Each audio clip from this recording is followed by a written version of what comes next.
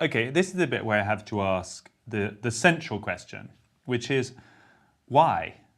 I mean, it's possible to establish the case in terms of why it's in America's strategic interest for the pipeline not to be active. But by this stage, Germany has already failed to give it authorization. They're not using the pipeline. Scholz is standing right next to him. What's the requirement to actually go through this elaborate and politically highly risky operation to actually blow it up when Germany has already stopped it? It's not being used.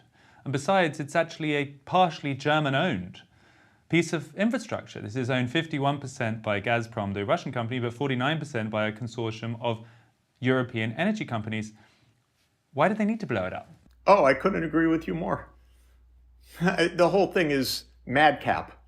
The whole thing is arrogance. They think they can get away with it. Why not? Let's put it to an end once and for all. Maybe German industry is going to demand that it gets started again. Who knows? But it's always interesting to try to think like the CIA or to try to think like the U.S. covert operations. I have to tell you, there are dozens of these operations. So you have to ask, and by the way, I ask that question each time because they rarely work out. And this one's not going to work out too well either. This is now understood. More and more people are coming to understand what this is all about. And it's a little nuts. And by the way, if you look at Seymour Hersh's account, it was heavily contested inside the administration, which I believe to be true.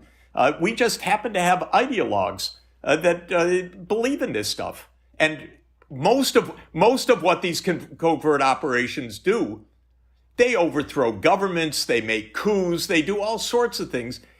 The question you're asking is exactly right. And you could ask that on 50 occasions in the last few decades of major actions that you say, oh my God, why did they do that? But just to be clear, though, Professor, then we're not talking about the CIA going rogue and doing something that the president wasn't aware of. I mean, I think we understand the chain of command is still intact, and that if this operation was going to be green-lit, the president would have had to been in the Situation Room, giving the green light and saying, yes, blow it up. That's what would have had to happen. So the situation we're required to believe is that the United States president is there directly giving the order to blow up a German pipeline, the pipeline partially owned by their NATO allies that they're currently in a military engagement with.